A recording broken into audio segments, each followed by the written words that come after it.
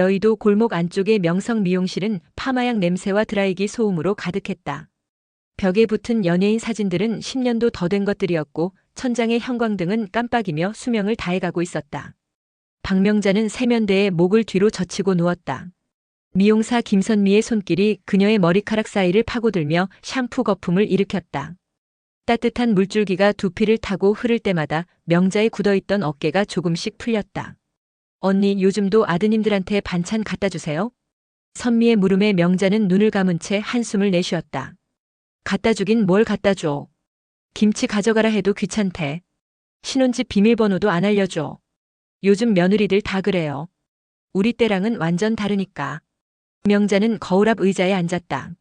형광등 아래 비친 자신의 얼굴은 생각보다 지쳐 보였다. 눈가의 주름은 깊어졌고 입꼬리는 자꾸만 아래로 처졌다. 명자는 26에 결혼해서 30년을 전업주부로 살았다. 아이 셋을 키우고 남편 뒷바라지하고 시부모 병수발까지 들었다. 밤새 아이들 이불을 덮어주고 새벽같이 일어나 도시락을 쌌다. 그게 엄마의 일이라고 믿었다. 그런데 언젠가부터 그 모든 것이 당연한 일이 되어버렸다. 고맙다는 말도 수고했다는 인사도 사라졌다. 아이들은 자라서 독립했고 남편은 정년퇴직 후 등산 동호회에 빠졌다. 명자만 덩그러니 텅 빈 집에 남았다. 외로웠다. 밤마다 혼자 텔레비전을 보며 저녁을 먹을 때, 명절에 며느리 눈치를 보며 부엌에 서 있을 때 그녀는 자꾸만 쓸모없는 사람이 된 기분이었다. 미용을 마치고 집으로 가는 버스 안에서 명자는 휴대전화를 꺼냈다.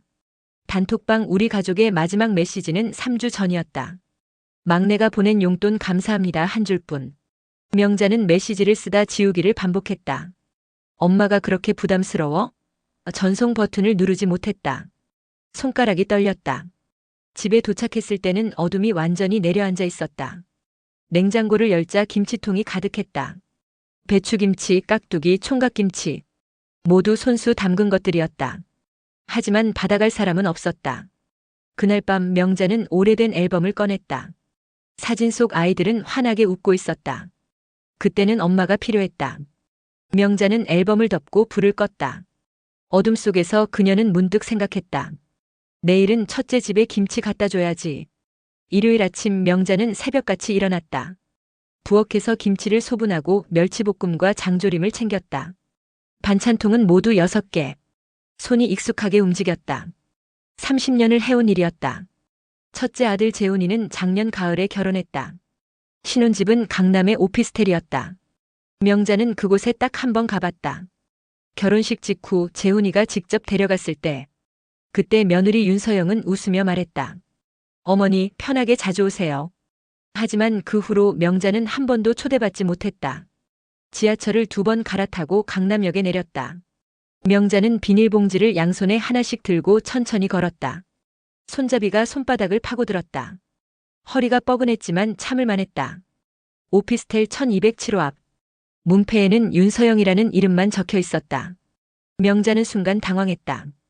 왜 며느리 이름만 있을까? 그녀는 초인종을 눌렀다. 딩동. 누구세요? 며느리 서영의 목소리였다. 나야 엄마. 반찬 좀 갖고 왔어. 인터폰 너머가 조용해졌다. 몇 초가 흘렀다. 어머니 지금 나가려던 참이에요. 미리 연락 좀 주시지 그러셨어요. 명자의 손이 비닐봉지를 움켜쥐었다. 금방이야. 이것만 주고 갈게. 어머니, 저희 약속 시간이 있어서요. 다음엔 미리 말씀해 주세요. 딸깍. 인터폰이 끊어졌다. 문은 열리지 않았다. 복도는 여전히 조용했다. 형광등 불빛만이 차갑게 내려앉았다. 명자는 천천히 고개를 떨어뜨렸다. 가슴속에서 무언가가 무너져 내렸다. 손님도 아니고 엘리베이터 거울에 비친 자신의 얼굴은 늙어 보였다. 초라해 보였다. 엄마가 아니라 그냥 귀찮은 사람 같았다. 집에 돌아왔을 때는 오후 2시였다. 남편은 거실에서 텔레비전을 보고 있었다. 반찬 안 받았어? 명자는 대답하지 않았다. 비닐봉지를 식탁에 내려놓고 반찬통을 하나씩 꺼냈다. 김치, 멸치볶음, 장조림. 모두 그대로였다. 애들이 바빴나 보네. 명자는 냉장고 문을 3개 닫았다. 쾅. 소리가 집안에 울렸다. 뭐가 바빠? 엄마가 귀찮은 거지. 명자는 방으로 들어가 문을 닫았다. 침대에 누워 천장을 바라봤다. 오래전 일이 떠올랐다. 재훈이가 초등학생이던 시절. 학교에서 다쳐왔을 때 명자는 밤새 간호했다. 그때 재훈이는 명자의 손을 꼭 잡으며 말했다. 엄마 아플 때 엄마가 있어서 다행이야. 하지만 지금 재훈이는 어디 있을까? 엄마를 필요로 할까? 밤이 깊어졌다. 명자는 잠들지 못했다. 어둠 속에서 그녀는 생각했다. 비밀번호를 알려주지 않는 건 나를 믿지 않아서일까?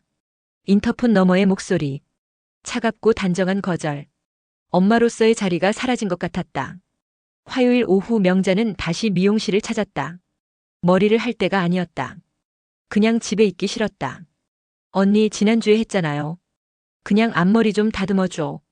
거울 속 명자의 얼굴은 지쳐 보였다. 눈 밑에 다크서클이 짙었고 입술은 바짝 말라 있었다. 옆자리에 새 손님이 앉았다. 30대 중반쯤 되어 보이는 여성. 단정한 옷차림에 밝은 표정. 시어머님 생신이라 고기 선물 보내드렸어요. 어머 효부네. 우리 시어머니는 정말 좋은 분이에요. 간섭 안 하시고 거리 두는 법을 아세요. 명자의 손이 멈췄다. 심장이 철렁했다. 요즘 그런 시어머니 드물잖아요. 맞아요. 친구들 얘기 들어보면 진짜 힘들어 하더라고요. 우리 시어머니는 달라요. 필요할 때만 연락하시고 우리 생활 존중해 주세요. 명자는 거울 속 그 여성을 바라봤다. 밝은 웃음. 진심 어린 감사. 그게 명자의 가슴을 찔렀다. 거리 두는 법을 안다. 그 말이 귓가에 맴돌았다. 선미가 말했다. 언니도 그렇게 하세요. 애들한테 너무 매달리지 말고 언니도 멋지게 사세요. 요가도 하고 여행도 다니고. 명자는 쓴웃음을 지었다. 거울 속 자신은 멋지지 않았다. 늙고 지쳐 보였다. 집에 돌아와서도 현관문을 바로 열지 못했다. 계단에 앉았다. 손이 떨렸다. 30년을 엄마로 살았다. 아이들을 위해 모든 걸 했다. 그게 사랑이라고 믿었다. 하지만 지금 아이들은 그걸 원하지 않는 것 같았다. 명자의 사랑은 짐이 되었다. 부담이 되었다. 밤이 되었다. 명자는 침대에 누웠지만 잠들지 못했다. 미용실에서 들었던 말. 거리 두는 법을 안다. 그게 뭘까? 어떻게 하는 걸까? 명자는 30년을 가까이 있으려고 애썼다. 아이들 곁에 있으려고 했다. 그게 엄마의 역할이라 믿었다. 하지만 지금 아이들은 거리를 원하는 것 같았다. 새벽 3시 명자는 일어나 거실로 갔다. 오래된 앨범을 꺼냈다. 아이들의 어린 시절 사진들. 모두 명자가 찍은 사진들이었다. 그 순간들 속에 명자는 없었다. 항상 카메라 뒤에 있었다. 나도 사진 속에 있고 싶었는데. 아침이 밝았다. 명자는 거울 앞에 섰다. 지친 얼굴. 주름이 깊었다. 내가 뭘 해야 하지? 그녀는 휴대전화를 들었다. 며느리 서영의 번호를 찾았다. 통화 버튼 위에 손가락을 올렸다. 하지만 누르지 못했다. 무슨 말을 해야 할지 몰랐다. 용기를 내야 해. 작은 목소리로 중얼거렸다. 그 말이 방 안에 조용히 퍼졌다. 목요일 아침 명자는 휴대전화를 들었다. 이번엔 망설이지 않았다. 통화 버튼을 눌렀다. 신호음이 3번 울렸다. 명자의 심장이 빠르게 뛰었다. 어머니? 서영의 목소리가 들렸다. 조심스러웠다. 서영아, 나 엄마야. 지금 시간 괜찮아? 네, 괜찮아요. 명자는 숨을 깊게 들이마셨다. 저번에 내가 미안해. 갑자기 찾아가서. 전화 너머가 조용해졌다. 어머니 괜찮아요. 아니야. 내가 생각해봤는데 내가 너무 참견한 것 같아. 너희 생활도 존중해야 하는데. 명자의 목소리가 떨렸다. 나도 너무 섭섭했거든. 문도 안 열어주고. 근데 생각해보니까 내가 미리 말했어야 했어. 내 입장도 생각했어야 했는데. 서영이 한숨을 쉬었다. 작은 소리였지만 명자는 들었다. 어머니. 응? 비밀번호 안 알려드린 거 숨기려던 게 아니에요. 명자는 말없이 들었다. 그냥 저희 둘만의 공간이었으면 좋겠어서요. 저희가 함께 만든 곳이잖아요.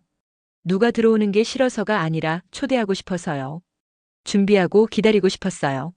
명자의 눈에서 눈물이 흘러내렸다.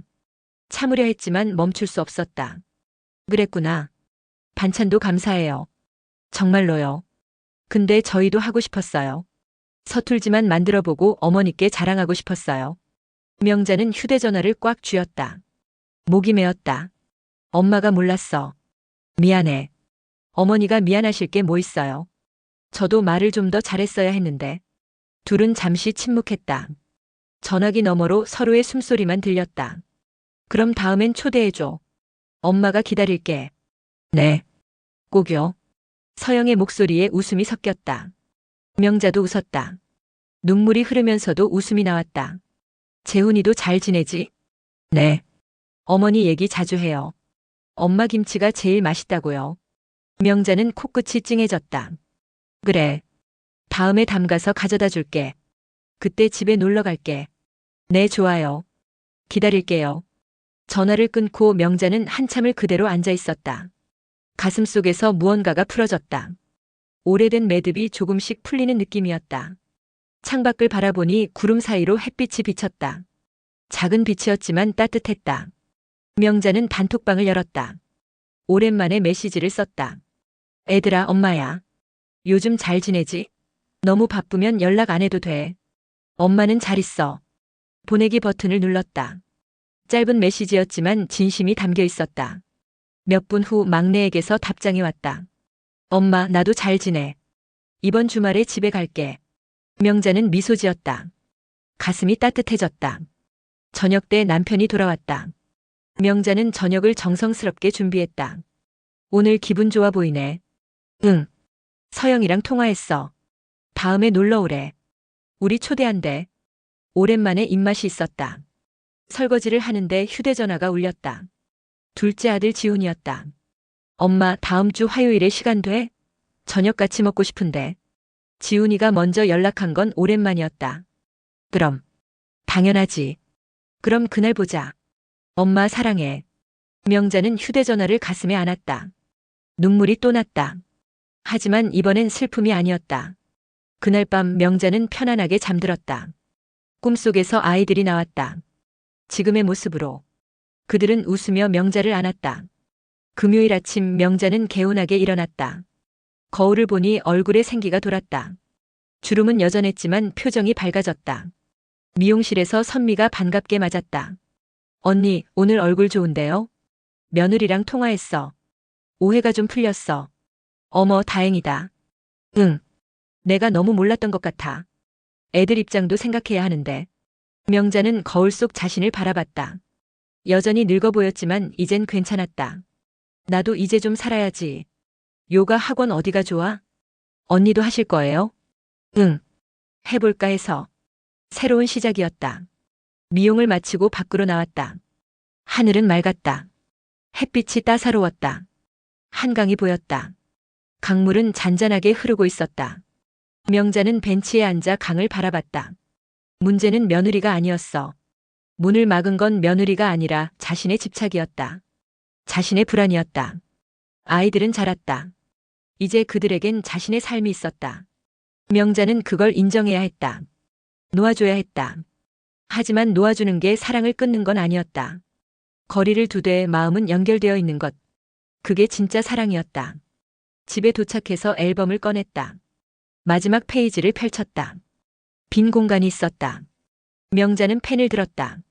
새로운 시작. 그렇게 적었다. 그리고 앨범을 덮었다. 창밖으로 저녁 노을이 보였다. 붉고 따뜻한 빛이 방 안을 채웠다. 명자는 그 빛 속에서 조용히 미소 지었다. 비밀번호는 숫자가 아니었다. 신뢰였다. 존중이었다. 사랑이었다. 명자는 이제 알았다.